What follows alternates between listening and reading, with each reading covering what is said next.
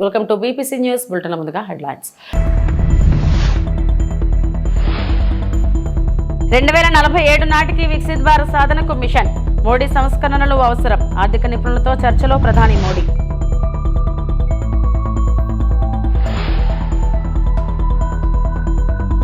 విద్యుత్ ఛార్జీలు తగ్గించిన తొలి రాష్ట్రంగా ఏపీ. 2025లో చరిత్ర సృష్టి.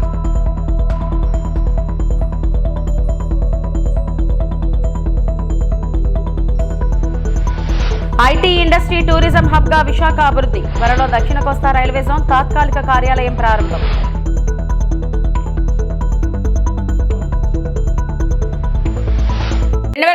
నాటికి వికసిత్ భారత్ దార్శకతను సాధించడానికి, దీర్ఘకాలిక వృద్ధిని కొనసాగించడానికి విభిన్న రంగాలలో మిషన్ మోడ్ సంస్కరణలకు ప్రధానమంత్రి నరేంద్ర మోడీ మంగళవారం పిలుపునిచ్చారు. 2026-2027 కేంద్ర బడ్జెట్కు ముందు నీతి ఆయోగ్లోని ప్రముఖ ఆర్థికవేత్తలు మరియు నిపుణుల బృందంతో మోడీ సంభాషిస్తూ ప్రపంచ స్థాయి సామర్థ్యాలను పెంపొందించుకోవడం మరియు ప్రపంచ సామ్యతను సాధించడం కోసం కూడా ఒక వాదనను వినిపించారు.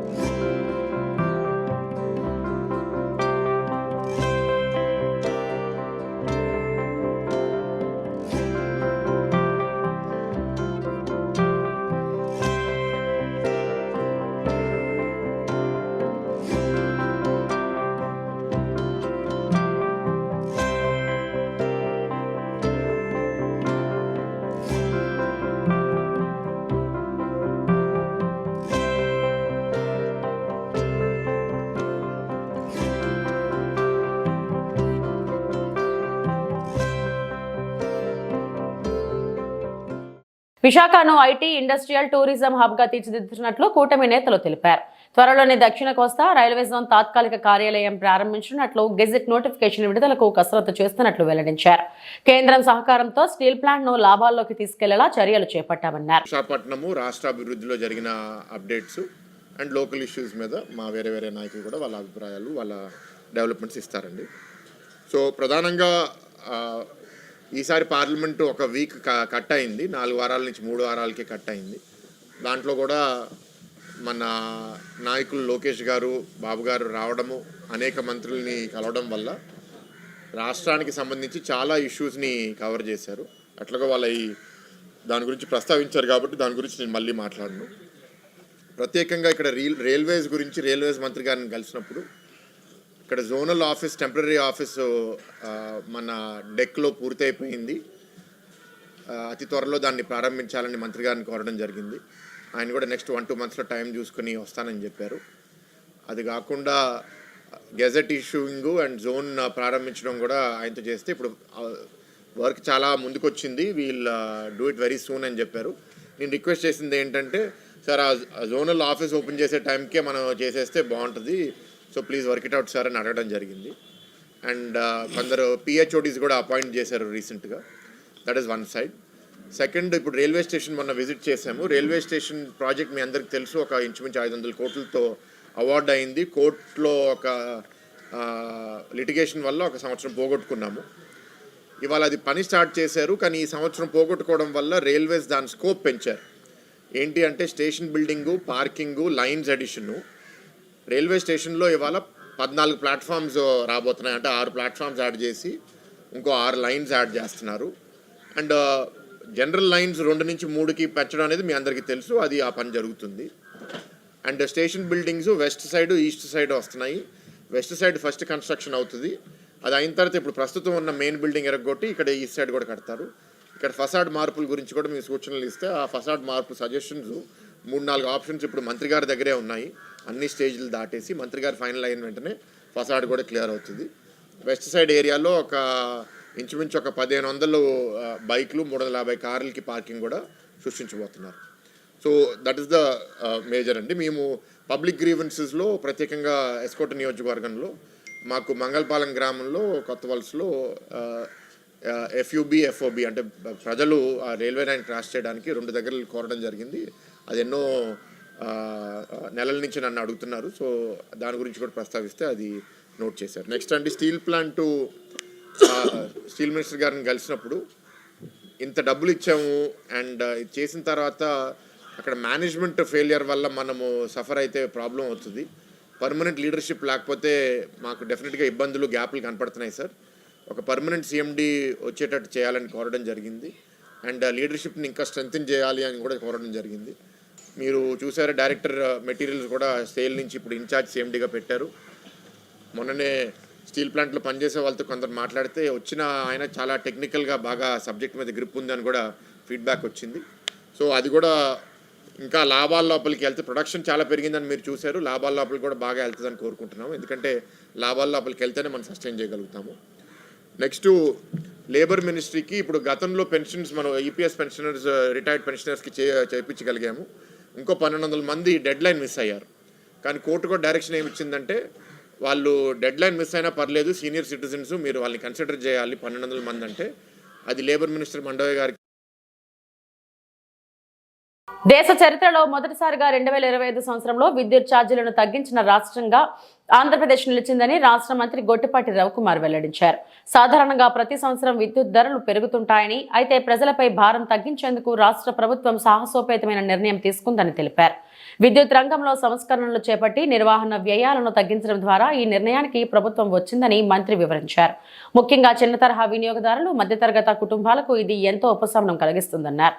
దేశ చరిత్రలో ఎప్పుడు జరిగినట్టు ట్రూ అప్ నుంచి ట్రూ డౌన్ చేశాం. దాదాపు 13 పైసలు తగ్గించాం. ఈ ప్రభుత్వం ఉద్దేశం ఏంటంటే చాలా పెద్ద ఎత్తున కరెంటు బిల్లు తగ్గాలి. కరెంటు గత ప్రభుత్వం లాగా ఇచ్చిన అవకాశంలో 5 సంవత్సరాల్లో 9 సార్లు కరెంటు బిల్లు పెంచారు. ఇప్పుడు మేము సంవత్సరం 8 నెలలు అయింది ఈ ప్రభుత్వం అధికారంలోకి వచ్చి, ఎక్కడ కూడా కరెంటు బిల్లులు అనేది పెంచలేదు.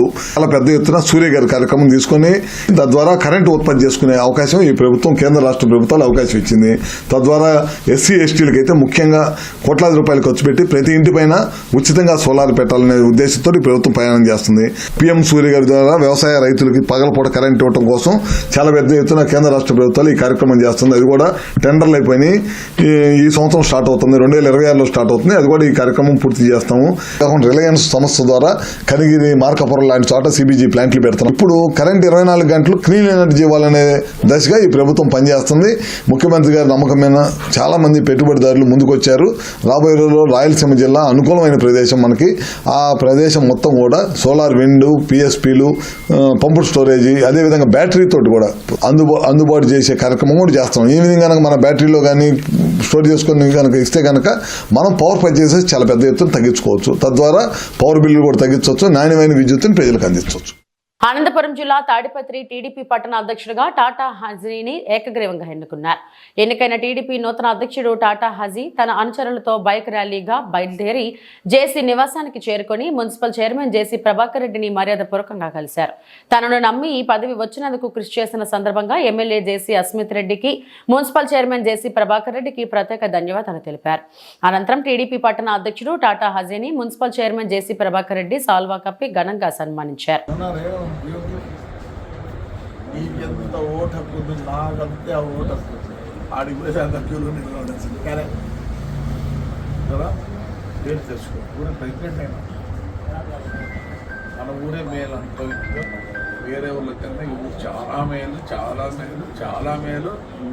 ఎందుకంటే ప్రతి ఒక్కరు పలుకుతారు, ప్రతి ఒక్కరు పనిచేస్తారు. మన ఊరే సపరేట్ రా, ఏదన్నా ఎత్తుకోండి. ఊళ్ళో డబ్బులు ఉన్నాయి, అన్నీ ఉన్నా కానీ మాట ఇట్టారు ఊళ్ళో. ఫస్ట్ టేలర్స్ కాలనీ క్లీన్ చేయండి, మీకు ఏం కావాలో చెప్పండి, ఎక్విప్మెంట్ నేను ఇస్తా. ఏమి ఊరు సూపర్వైజ్ చేయండి, మనుషులు కూడా ఇస్తాను. ఇప్పుడు లిస్ట్ రాసుకోండి క్యా కన్నా క్యా नहीं. ఇవి లేఅవుట్ లేదు, చాలా ప్రాబ్లం ఉంది కానీ క్లియర్ చేస్తున్నాం. దాన్ని కూడా అన్ని టేకప్ చేస్తున్నాం. రోడ్లు గీట్లు మామూలుగా డాక్టర్ కరెక్టే రా. ఏం చెప్పు, ఏమైంది ఏంది లేదాడ కరెక్టే. లేఅవుట్ లేదు, మాకు కుట్టేదానికి లేదు. అట్లా కూర్చోండి ప్లీజ్, కూర్చోండి.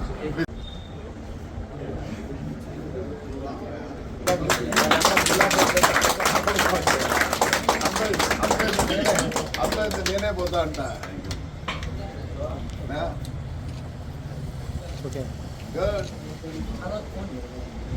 రౌడీ తగ్గినారా? మీ బలం వాడుతుంది, వాని బలం నాకు వాని బలం తగ్గిన మీ బలం లేకపోయినా మేము మంచి పేరు తెచ్చుకోండి కాబట్టి బ్రహ్మాండంగా ఇస్తాను ఐడియా. జూనియర్ కలపాలా, ఎప్పుడు కలపాలి, ఏం చేయాలని మనకు రేపు సంవత్సరం వచ్చే మనకు టైం లేదు. ఈ కాన్స్టిట్యున్సీ ఈ ఊరు గురించే తప్పన్నా చేస్తాము, చేపిస్తాము. చెప్తే ఈ ఊరే సపరేట్ ఏందో ఉంది, ప్రత్యేకత ఉంది. చూడండి 26 ఇట్లా టైంలో అంత రాశారు. సోలార్ 2 నెలల ఓపెనింగ్ 2 నెలలకు అయిపోతుంది. ఎల్జీకే కూడా మన అండర్గ్రౌండ్ డ్రైనేజ్ వాళ్ళకి లీటర్ 5 రూపాయలు పంచున్నాం. ఇట్లా షాపింగ్ అంతా చేయాలని చూస్తాను. టైం లేదు మనకి. వేరే వాళ్ళతో తగ్గు వేసుకోవడానికి పట్టాడదు. రేపు 1వ తేదీ ఆడ కూర్చుంటాను నిరాదీశంగా. ఎందుకు నా కొడగలారా చెప్పింది ఇంటారు. పొద్దున కోపం నా కొడుక్కి యాలి పూకొని ఈ ఊరు మమ్మల్ని ఇంత పెద్ద చేసిందిరా. నేను చెప్తున్నాను బ్రహ్మాండంగా చేద్దాం. ప్రతిదీ బ్రహ్మాండంగా చేస్తాను, ప్రతిదీ బాగా చేస్తాను. గుళ్ళు కానీ, దర్గాలు కానీ, చర్చలు కానీ అన్నీ టేకప్ చేద్దాం. ఎక్కడ లేని విధంగా తాడిపోతుంది. వేరే వాళ్ళకు ఇసుక దిగపోదామా, ఏరా ఇసుక అమ్ముదామా, టైం లేదురా. మనం పని చేశాను రైట్. సహకరించండి వానికి. నువ్వు కూడా వాళ్ళకి కలుపుతాడు. దయచేసి ఈ కాలంలో పరుపు తినప్ప నీ డబ్బు నీ దాహం అంతా పనిచేసి దీనికి నేనే వద్దన్నారా. కుట్టినా బాగుపడుతుంది. అంత ఉండిన పొరుగు వాళ్ళంతా ఉంటుంది.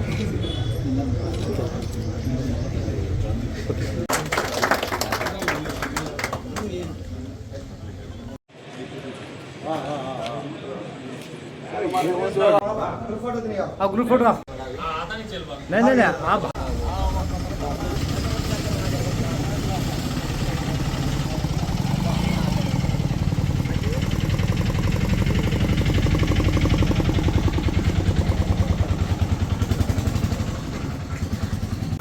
అందరికీ నమస్కారము. నాకు తాడిపత్రి తెలుగుదేశం పార్టీ టౌన్ ప్రెసిడెంట్గా చేసినందుకు ఎమ్మెల్యే జేసీ అస్మిత్ రెడ్డి గారికి, మున్సిపల్ చైర్మన్ జేసీ ప్రభాకర్ రెడ్డి గారికి ధన్యవాదాలు తెలుపుతున్నాను. ఇంత పెద్ద బాధ్యత నాకు అప్పగించినందుకు నమ్మకము కాకుండా పనిచేసి అందరికీ సహకరిస్తానని చెప్పి కోరుకుంటున్నాను. ఇంకో విషయము ఏమంటే ప్రతి ఒక్కరూ నాకు తెలుగుదేశం పార్టీ టౌన్ ప్రెసిడెంట్గా ఎన్నుకున్న వారికి ప్రతి ఒక్కరికి ధన్యవాదాలు, పేరు పేరున ధన్యవాదాలు తెలుపుతున్నాను. నెల్లూరు వైఎస్ఆర్ కాంగ్రెస్ పార్టీ జిల్లా కార్యాలయంలో వైసీపీ నెల్లూరు నగర నియోజకవర్గ ఇన్ఛార్జ్ ఎమ్మెల్సీ చంద్రశేఖర్ రెడ్డి పాత్రికేయ సమావేశంలో మాట్లాడుతూ 13వ డివిజన్లో ఒక పేద దళిత మహిళ బాత్రూమ్ ని మున్సిపల్ కమిషనర్ దుర్మార్గంగా కూలగొట్టారని, కేవలం మంత్రి నారాయణకు ఓటు వేయలేదన్న కక్షతోనే ఈ విధంగా కూల్చివేశారని అన్నారు. 15వ డివిజన్ వైసీపీ నేత బాలకృష్ణారెడ్డికి చెందిన 2 కోట్ల విలువ చేసే ఇంటిని దుర్మార్గంగా జేసీబీతో పడగొట్టారని, అలాగే 51వ డివిజన్లో వైసీపీ నేత సౌరి దుకాణాలను నిలువునా కూల్చివేశారని ఆగ్రహం వ్యక్తం చేశారు. ఇది మంత్రి నారాయణ చేసిన దుర్మార్గాలు, దారుణాలు కావా చెప్పాలన్నారు. మీరు ఇబ్బందులు పెడతా ఉంటే నేను ఇంకొన్ని ఎగ్జాంపుల్స్ చెప్తానండి. ఎంత అరాచకం జరుగుతూ ఉంది నెల్లూరులో అనేది. 13వ డివిజన్లో చింతారెడ్డిపాలెం ఉందండి, మీ అందరికీ తెలుసు. నారాయణ మెడికల్ కాలేజీకి కోతబెట్టు దూరం పక్కనే వాళ్ళ గోడ ఆనుకొనే ఉంటుంది. ఈ ఇల్లు అండి, ఇదిగోండి ఇంత ఇల్లు. ఇది 1 సెంటు స్థలంలో 5 అంకణాల ఇల్లు. ఈ ఇల్లు విడ్త్ అనమాట. ఇది 5 అంకణాలు, పూత పని కూడా చేసుకోలే పాపం, అంత పేదవాళ్ళు. వాళ్ళు ఇక్కడ మహిళలు వాళ్ళ ఇంట్లో ఉంటే స్నానం చేయడానికి చిన్నదండి, ఒక మనిషి నిలబడుకుంటారు దాంట్లో, ఆ బాత్రూంలో. రోడ్డుకి అడ్డంగానే ఏం లేదు, ఒక చిన్నది, ఒక మనిషి నిలబడుకొని స్నానం చేయొచ్చు అంతే. అంత చిన్న బాత్రూమ్ కట్టుకున్నారు. 5 అంకణాలండి, అంటే 1 సెంటు కంటే తక్కువ. అంత చిన్న ఇంటికి ఆనుకొని రోడ్డుకి అడ్డం కూడా లేకుండా ఒక చిన్న బాత్రూమ్ మహిళలు వేసుకున్న దానికి వేస్తే దాన్ని జేసీబీ పెట్టి మున్సిపల్ కమిషనర్ పంపించి దాన్ని కొట్టించేసినారు. కేవలం ఏంటంటే వాళ్ళకు ఓటు వేయలేదంట నారాయణ గారికి. ఇంతే కాదండి, ఆ అమ్మాయి ఒక జాబ్ చేస్తూ ఉంటే, ఒక ఉద్యోగం చేస్తూ ఉంటే ఆ ఉద్యోగాన్ని కూడా తీయించేసినారు. ఇంత 5 అంకణాల స్థలంలో ఒక పేద ఎస్సీ మహిళ ఒక ఇల్లు కట్టుకొని చిన్న బాత్రూమ్ స్నానం చేయడానికి అడ్డం లేకుండా కట్టుకుంటే మీరు జేసీబీ పెట్టి దాన్ని కొట్టించేసినారు. ఇంతకంటే అరాచకమైన ఉంటుందా? మీకు తెలుసు బాలకృష్ణారెడ్డి, మేము అప్పుడు ఇష్యూ కూడా చేసినాం. సుమారుగా 2 కోట్ల రూపాయల ఇల్లుని దారుణంగా జేసీబీలను పెట్టి కొట్టించేసినారు. 50వ డివిజన్లో సౌరి వైఎస్ఆర్సీపీ కార్యకర్త, అతను మాంసం అమ్ముకుంటున్నారండి అక్కడ, దాన్ని బీఫ్ అంటారు. వాళ్ళు ఏదో ఆ ఏరియాలో తింటారండి, వాళ్ళు అక్కడ తప్పు కాదు, చేస్తుంటారు. అంగడి ఉంది, ఉంటే చాలా షాప్స్ ఉంటాయి అక్కడ. ఈ షాపుని జేసీబీ పెట్టి ఆ షాపుని పగలగొట్టించినారు. అదేమంటే అక్కడ పార్కు కడతాడంట, ఆ చుట్టుపక్కల ఉండేదంతా స్లమ్. ఎవడు కూడా పార్క్ అక్కడ అంత స్థలంలో పార్కులోకి వెళ్ళి వాకింగ్ చేసేవాడు ఎవడు ఉండడు. వాళ్ళకి ఇంకా ఆ షాప్ అవసరం, ఆ ఏరియాలో ఆ షాప్ అవసరం. ఆ షాప్ని జేసీబీ పెట్టి కొట్టి చేశారండి. ఈ అక్రమాలు కదా, ఇవి దుర్మార్గాలు కదా, అరాచకాలు కదా. అసలు నారాయణ గారు నేను ఒకటి అడుగుతా ఉన్నాను, మీరు పబ్లిక్కి ఈ రాష్ట్రానికి మంత్రా లేకుంటే ఎన్టీవీకి మంత్రా? ఎన్టీవీకి, నేను తెలుగుదేశం పార్టీ అని కూడా అనట్లా, ఎన్టీవీకి మంత్రిగా ఉన్నారా? మీరు ఆలోచించుకోండి. ఎందుకు నేను ఎన్టీవీకి మంత్రి అని నేను అంటా ఉన్నానంటే, మీరు ఎన్టీవీ నారాయణ టీం, నేను ఎందుకు ఆ పేరు ఎత్తుతా ఉన్నానంటే,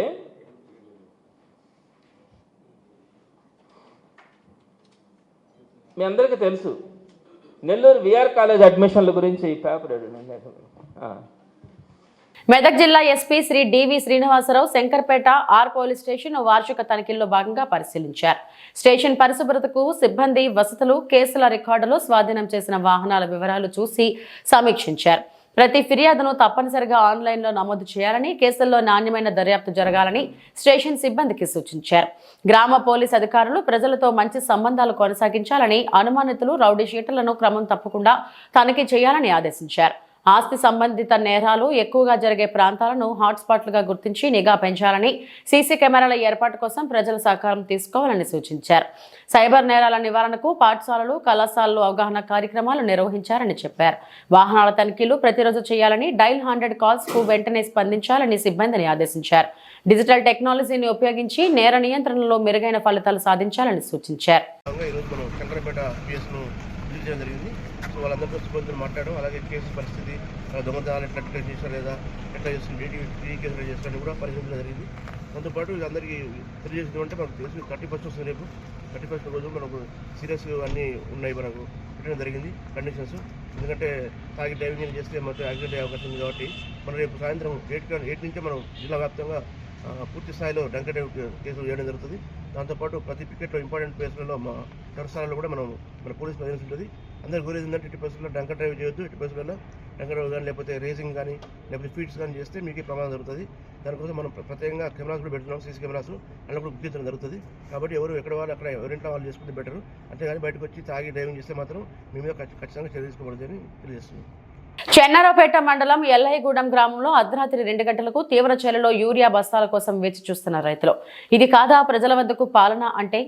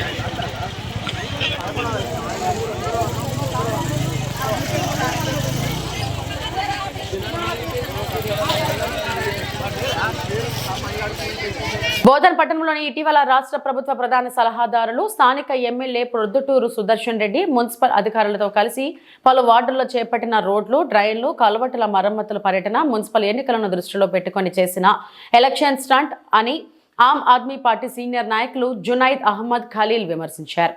గత ఏడాది శక్కర్ నగర్ నుంచి తట్టికోట్కు వెళ్లే ప్రధాన రహదారిపై నిర్మిస్తున్న కల్వర్ట్ ఇప్పటికీ పూర్తి కాలేదని, అలాంటప్పుడు ఇప్పుడు అన్ని పనులు పూర్తి చేస్తామని చెప్పడం నమ్మశక్యంగా కాదన్నారు. ముఖ్యంగా ఈ కల్వర్ట్ తో పాటు వనియల్ టాకీస్ చౌరస్తా వద్ద ఏర్పాటు చేసిన కల్వర్ట్ ను పూర్తి చేయాలని మున్సిపల్ అధికారులకు ఆదేశాలు ఇవ్వాలని డిమాండ్ చేశారు. లేని పక్షంలో ఆప్ ఆధ్వర్యంలో ధర్నా చేపడతామని హెచ్చరించారు. ఇప్పటి వరకు అభివృద్ధి శూన్యమని, రానున్న ఎన్నికల్లో ప్రజలు ఓటుతో తీర్పు ఇస్తారని అన్నారు. నేను Junaid Ahmed Khalil, Aam Aadmi Party Bodhan senior leader. కొద్ది రోజుల కిందట బోధన్ ఎమ్మెల్యే పి సుదర్శన్ రెడ్డి గారు వారి టీంను తీసుకొని బోధన్ మున్సిపాలిటీ ఇంజనీరింగ్ విభాగంలో ఉన్నత అధికారులను తీసుకొని, కమిషనర్ గారిని తీసుకొని, వాళ్ళ యొక్క టీంని తీసుకొని బోధన్ పట్టణం మొత్తం మున్సిపల్ ఏరియా తీరడం జరిగింది. ప్రతి ఏరియాలో ప్రతి వార్డులో వెళ్ళి ఎక్కడ డ్రైన్ అవసరం ఉందో, ఎక్కడ కల్వర్ట్ అవసరం ఉందో, ఎక్కడ రోడ్ అవసరం ఉందో వాళ్ళు సందర్శించి ఇన్స్పెక్షన్ చేశారు. ఏమని చెప్పారు? 18 కోట్ల రూపాయల ఫండ్ రాబోతుంది, అది కరెక్ట్ అయిన జాగాలో పెట్టగలుగుతామా లేదా అది సందర్శించారు. కానీ అది చాలా అబద్ధం. అది ఎందుకు అబద్ధం అంటే ఇప్పుడు కొద్ది రోజుల్లో కౌన్సిలర్ ఎలక్షన్లు రాబోతున్నది కాబట్టి అది ఒక పొలిటికల్ స్టంట్. అదే మీరు కరెక్ట్గా ఉంటే 2 సంవత్సరాలు మీరు ఎమ్మెల్యేగా పూర్తయిన తర్వాత ఇక్కడ పక్కకు వెనక కనబడే ఈ కల్వర్టు సంవత్సరం దగ్గర దాటింది. ఈ సంవత్సరం దగ్గర 10 నుంచి 12 నెలలు అయినా కూడా ఒక్క కల్వర్టు పని పూర్తి కాలేదు. ఈ ప్రాంతానికి ఇది హెవీ బిజీ రోడ్. ఇక్కడికి వెళ్ళి అక్కడ దాకా మీకు దుమ్ము కనబడుతుంది చూడండి. ఇక్కడ చుట్టుపక్కల ఉండే ఇండ్లలో దుమ్ము వెళ్తుంది. ఇటు పక్కకు ఒక హై స్కూల్ ఉన్నది. హై స్కూల్లో పొద్దు రాత్రంతా దుమ్ము, అక్కడ పిల్లలకు బెంచ్లో కూర్చోటానికి ఇబ్బందులు ఉన్నది. ఇక్కడ సీనియర్ సిటిజన్స్ కానీ మహిళలు కానీ ఇక్కడికి బండ్లు తీసుకొస్తే వాళ్ళు స్కేటింగ్ అయిపోయి బండల కింద పడిపోతున్నారు. మరి మీరు 2 సంవత్సరం దాటినా ఈ ఒక్క కల్వర్ట్ పని పూర్తి కాలేదు. మరి ఒకటేసారి మీరు బోధన్ పట్టణాలు మొత్తం తిరిగి బోధన్ పట్టణ ప్రజలు ఒక పొలిటికల్ స్టంట్ అనేది చేశారు, కానీ పనితీరు మాత్రం మీరు చేయాలనుకునే శ్రద్ధలో లేరు. అదే నేను ప్రశ్నిస్తున్నా. మరి మీరు ఒక్క సంవత్సరంలో ఒక్క కావాలి కట్టలేని వాళ్ళు రాబోయే రోజుల్లో ఏం కడతారు? ఇవి ఇప్పటివరకు నా బులెటిన్ అప్డేట్స్. నమస్తే.